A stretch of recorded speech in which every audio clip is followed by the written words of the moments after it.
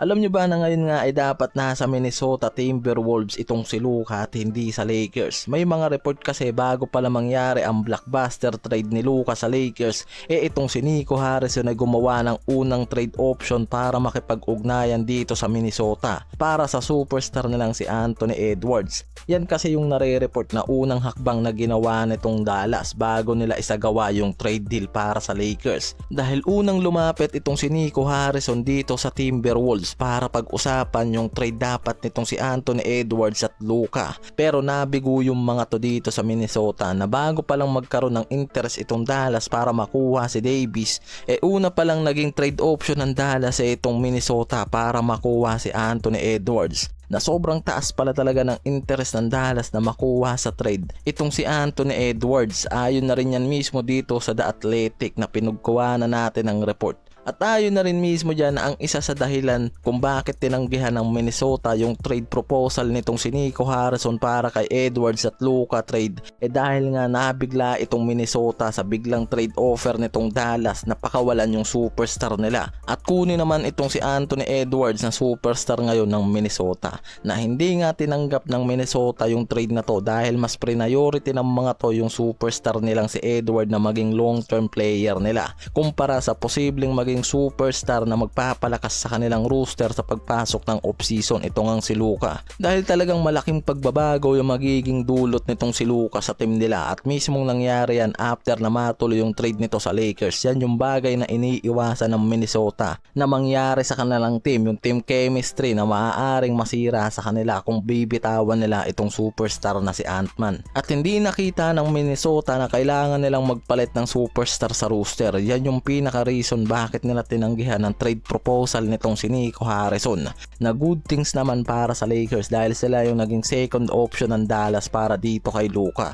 na mas napabuti pa nga ngayon at mas naging blockbuster pa ang trade na to ni Luka sa Lakers para dito kay AD kumpara sa dapat na mangyayaring trade nito kay Ant-Man sa Minnesota. Parehas na team yung nakinabang sa trade na to at mas tumaas yung pressure para kay Luka sa pagiging superstar ngayon sa Lakers. Halos parehas naman at di nagkakalayo yung desisyon sa trade nitong si Nico Harrison para sa Lakers compared dito sa Minnesota dahil hindi naman nagkakalayo sa ganda ng numbers and performance itong si Edward at Anthony Davis sa kanilang team. Itong si Edward kasi na rising star at isa sa mukha ngayon ng Minnesota at siguradong mahaba-haba pang araw yung magiging prime nito sa team lalo na sa edad nito ngayon na 23 lamang.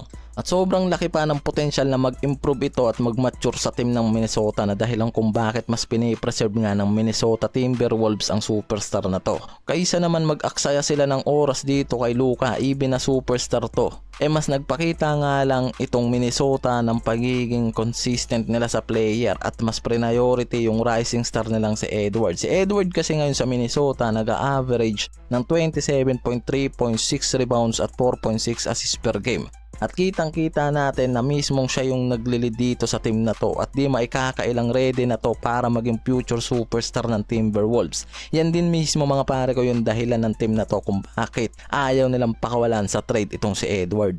Na hindi rin naman masama sa Dallas na nakuha nila ang star player sa Lakers na si AD, though nakakuha agad to ng injury at hindi nila nagamit after ng trade, pero sa una at pangalawang game nito sa Dallas ay nag-produce ito ng magandang numbers and good performance, lalo na yung magandang chemistry nito sa team at dito kay Irving. But unfortunately nga nasa list of injury ito ngayon. Waiting pa ang lahat sa pagbabalik nitong si AD as a power forward na ng Dallas. Although nasa kalagitnaan na rin to ng prime dahil sa edad nito ngayon na 31, pero still nasa magandang prime pa rin nga raw ito sa kanyang career and for sure na magagamit pa ng Dallas as a long-term star itong si AD. Wag lang aabutin ng sunod-sunod na injury. Balik tayo kay Edwards at Luka. Si Edwards kasi ngayon nasa list ng pagiging MVP caliber sa team niya.